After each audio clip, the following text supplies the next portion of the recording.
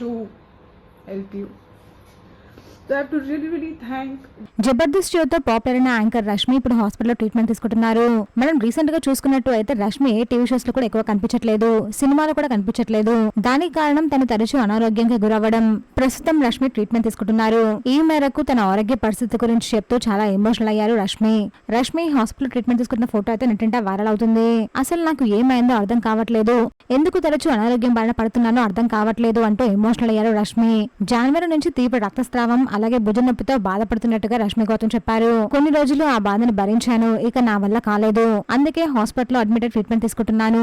నా work commitments అన్ని complete చేసుకుని హాస్పిటల్లో జాయిన్ అయ్యాను. ఏప్రిల్ 18న తనకి సర్జరీ జరిగింది అని రష్మి చెప్పుకుంటూ వచ్చారు.